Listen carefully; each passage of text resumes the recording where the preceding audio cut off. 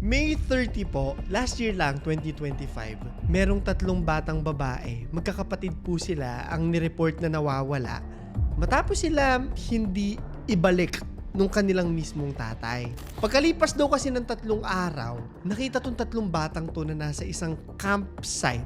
Pero wala na silang buhay at nakasupot po yung kanilang mga ulo. Tapos yung tatay nila, hindi na rin mahanap at parang nagtatago na o baka may nangyari din sa kanya. Ngayong gabi aalamin natin kung ano yung nangyari sa Decker sisters. At ang isa pang importanteng katanungan o palaisipan dito is may kinalaman ba yung ama nila sa kanilang pagkamatay? So disclaimer lang ha, dahil isang true crime story po to at may mga inosenteng bata na naman pong involved, alam nyo na that this might be triggering for some. Sigurado ako marami sa inyo hindi lang manggigigil at manggagalaiti po dito kung hindi madadala nyo to kahit tapos na yung ating pinag-uusapan ngayon. Sabi nga nila, a father is his daughter's first love. Pero sa kasong to, parang bangungot po yung kinalabasan. So hindi ko na patatagalin pa, ano ba yung nangyari sa Decker sisters?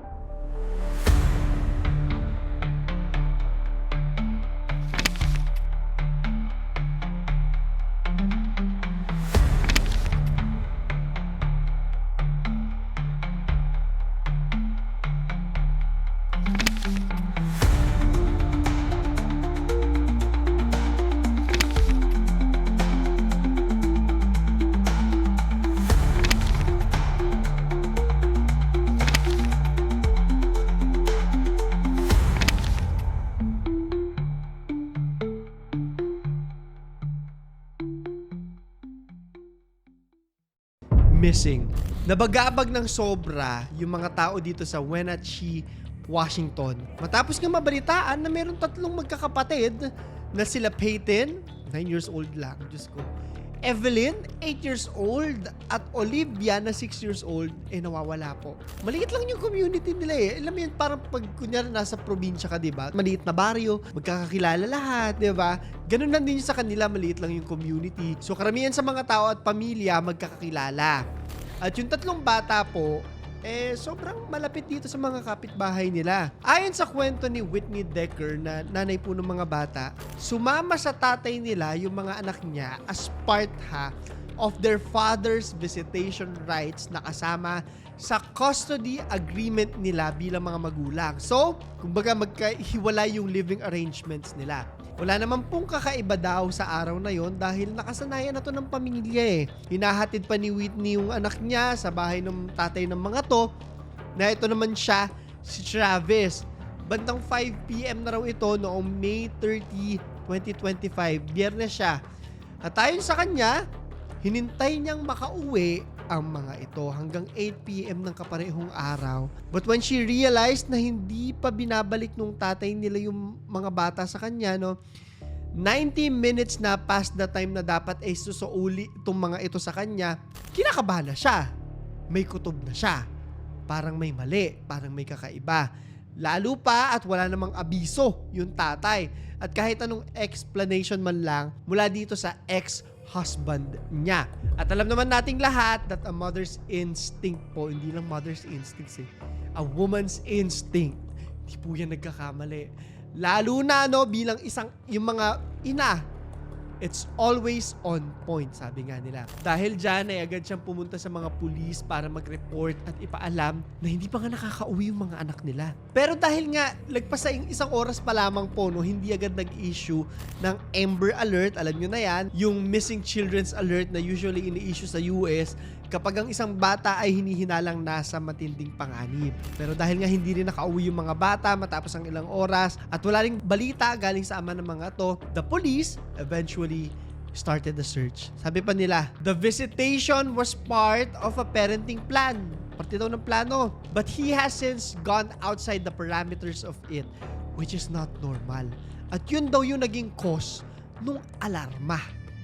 Dahil dyan, katulong yung mga kakilala at kaibigan po ng pamilya, nagpatuloy yung paghahanap sa mga bata at sa ama ng mga ito. Sabi pa nga ni Whitney, gusto ko lang mauwi yung mga bata ng maayos. Yun yung pinaka-importante para sa akin. Mas concerned ako doon sa safety ng mga bata at nung tatay nila.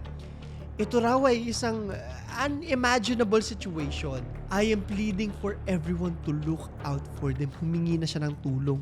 Desperado na siya. Nahanap naman yung mga bata after 3 days, no?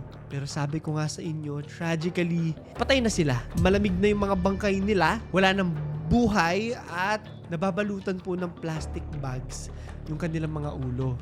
So yung tatay nila naman, wala. Hindi mahanap. At mukhang ayaw magpahanap.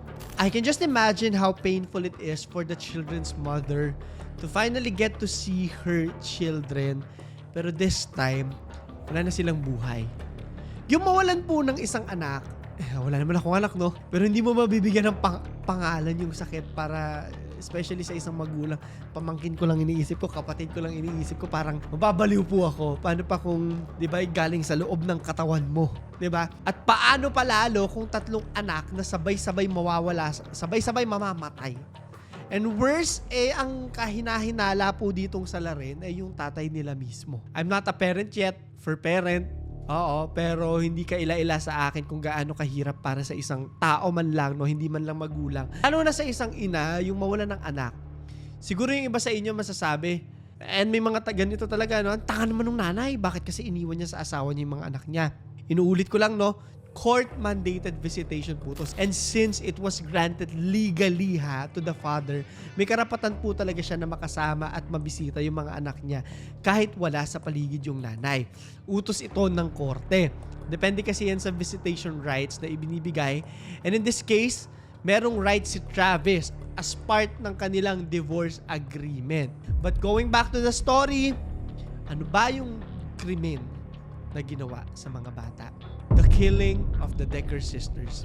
Sa 3 araw po mula nung mag-report si Whitney, June 2, 2015, mga bandang 3 p.m. sa isang tagong lugar na malapit sa Rock Island Campground sa Chelan County, nahanap po ng mga pulis yung motor at pick-up truck na tinitirhan ni Travis. Nang inspeksyonin po nila to, nakita nila na kasama ng car seats po, kumot at mga pagkain yung wallet po ni Travis.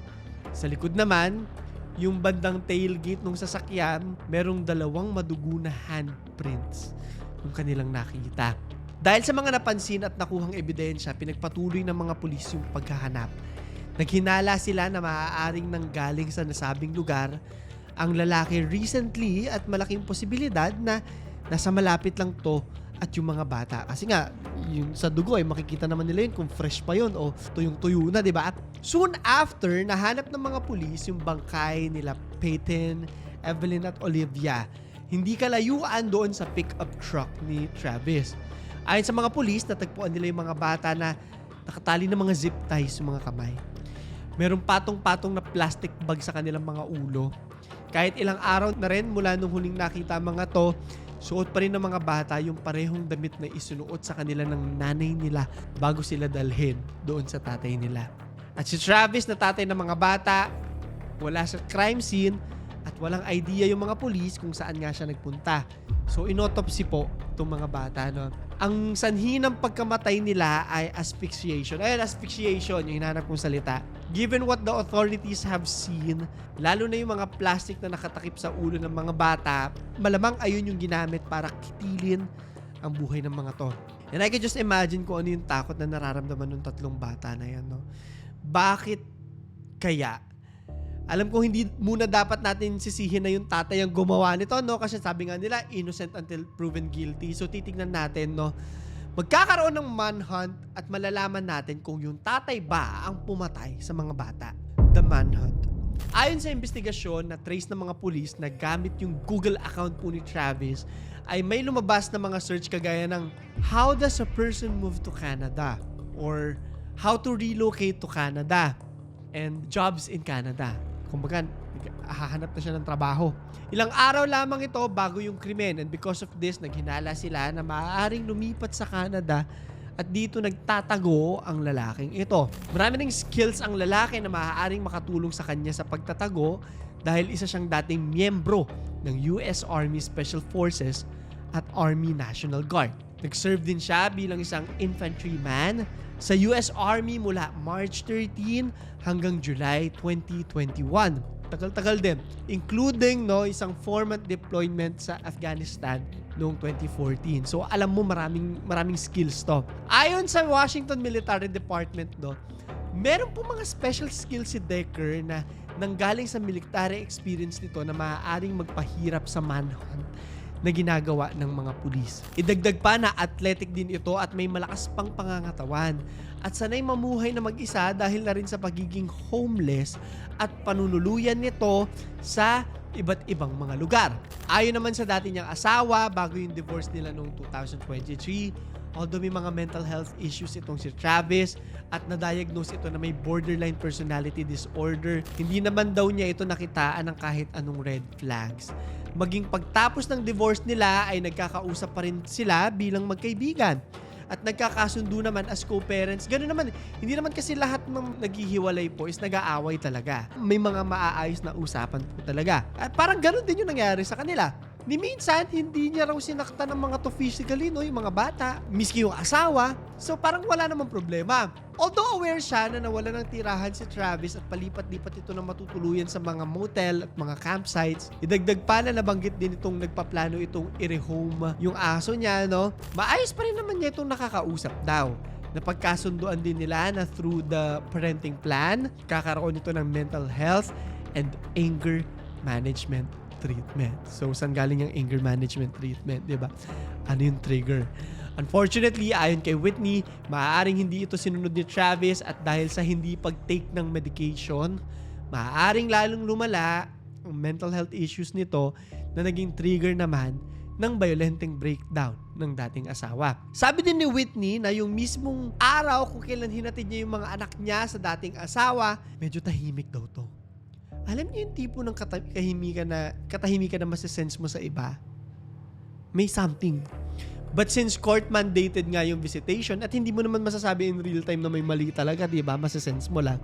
At diwala din naman siya sa lalaki, no? At sino ba naman kasi mag-iisip ng gano'n, di ba? Hinayaan niyang sumama dito yung mga bata. Pinag-igting ng mga pulis yung manhunt kay Travis to a point na nag-offer na sila ng 14,786 euros, no? O $20,000 as a reward sa kung sino mang makakapagbigay ng lead sa kinaroroonan nito. Ilang buwan din ang nakalipas, ilang maling leads po yung natanggap nila at maraming maling taong pinaghinalaan bilang si Travis pero hindi pa rin nila nahahanap yung lalaki. By September 18, 2025, malapit na po sa panahon natin ngayon. Halos 3.5 buwan mula nang simulan ng paghahanap, nakakita ng labi ng tao sa Leavenworth, Washington ang mga pulis. At matapos ang 6 na araw, paglabas ng resulta ng DNA analysis, nakumpirma na ang labi ay kay Travis Decker, ang nawawalang ama ng Decker sisters. Unfortunately, dahil nasa advanced state ng decomposition na po ito, agnas na, hindi na raw maaaring malaman yung sanhe at araw ng pagkamatay nito. So base po sa mga nabasa ko, maraming nagalit sa mga kapulisan dahil hindi agad nila in-issue yung Amber Alert. Actually, pag nanonood ka ng palabas, di ba? Bakit tayo agad hihintay muna mamatay baka papunta yung mga pulis? Ganyan tayo pag nanonood tayo ng mga thrillers eh. At naintindihan ko sila, di ba? Naintindihan ko yung galit nila dahil alam nating lahat na pagdating sa paghahanap ng mga nawawalang bata or kahit sino nawawala actually, bawat segundo, bawat minuto, bawat oras, eh mahalaga po talaga yan.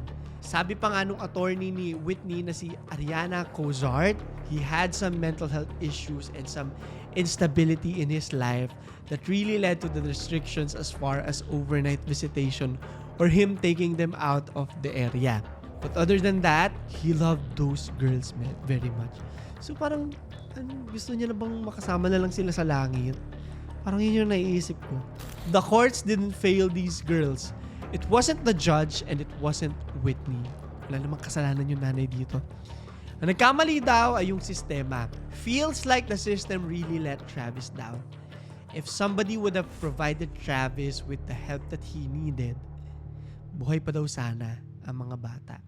At personally speaking, yun yung gusto ko sabihin. Recently, pasensya na, off-script lang ako.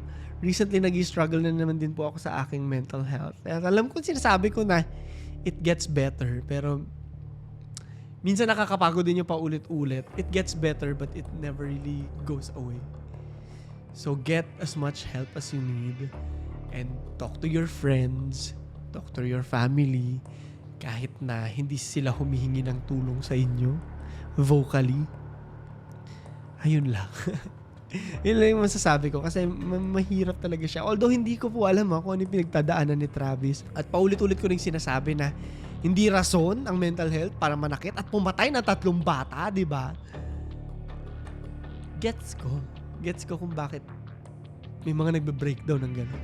Anyway, gaya ng palagi at paulit-ulit ko pong pinapaalala sa inyo na napakahalagang humingi tayo ng tulong sa mga tama na paghihinga ng tulong at mga profesional na alam po ang gagawin when it comes to mental health. Siguro yung iba natatakot at nahihiya kaya mas ginugusto nilang solusyonan yung problema nila mag-isa. And this is why minsan sinasabi ko, hala nakakahiya, baka isipin ng mga tao, baliw ako pag sinasabi ko to. But when I tell my own story, pag pinapakita ko na hindi ako nahihiyang magkwento, siguro nakakasend din ng mensahe sa inyo na hindi rin kayo dapat mahiya. Yun lang, kaya kinukwento ko rin. But going through serious mental health problems is never will be easy. It gets easier, but it's never easy. Does not make any sense. Tandaan nyo ha, mental illness or mental health problems are not something that you can choose. What you can choose is recovery. Sa atin, or minsan, sa mga taong nakapaligid sa atin, nakasalalay kung malalampasan ba natin ang isang araw. Ang hirap isipin, nasa isang iglap po yung dating isang pamilya. Yung nanay na lang ngayon ang natira. Pero mas nakakadurog po ng puso na 3 pangarap po, 3 munting buhay yung bigla na lang nawala dahil sa isang krimen na mismong yung tatay nila ang pinaghihinalaang gumawa. Ito po yung tanong ko sa inyo ha. Gusto kong malaman kung dudugtungan nyo yung kwentong to. Mag-like, subscribe at notification bell po muna kayo para sa napakarami pong kwento na katulad nito kung saan pag-iisipin ko kayo. Tag nyo po ako sa mga stories nyo. It makes me happy. Kwentuhan nyo rin po ako sa mga mental health nyo. Marami po nagme-message sa akin. Hindi ko lahat na re-replyan sa sobrang dami po, And sometimes, hindi rin ako nagre-reply kasi na-absorb ko siya. Hindi naman sa pagiging selfish, pero triggering din kasi sa akin minsan. Pero as much as possible, if I can be of any help to anyone, nagme-message po ako. Marami akong message araw-araw. May mga ilang hindi ako nare-replyan po at kung ganun man, gusto ko na gamitin yung inbox ko na lang din bilang isang outlet. Yun lang. Pero as much as possible, minabasa ko po at nagre-reply din po ako. Kung may mga request po kayo, sabihin nyo lang din sa ilalim. At ito na po yung tanong ko ha. Hulaan natin kung ano nga ba nangyari dun sa tatay. Ang hula ko po, siguro pagod na rin siya. At kung saan niya man gustong pumunta, siguro gusto niya pumunta sa Canada kasama yung mga anak niya. Pero hindi sila sa Canada napunta. Kaya niya nagawa yun. Yun lang din ang tanong ko sa inyo. Ano sa tingin nyo yung dahilan ng ama kung bakit nagawa niya to sa mga anak niya? I-comment nyo sa ilalim. So, yun lamang po. Ito si Clara III at ito ang aking kwento. I just have a short something to share. Good evening. I thank you all for being here. I really appreciate it. You all look beautiful, and I know that Evie would have loved to ooh and ah over all of your outfits. She would have been amazed by all the color out there and just thought you guys look fantastic. You know that Peyton would have sought each and every one of you out to try to find something to give you a compliment for.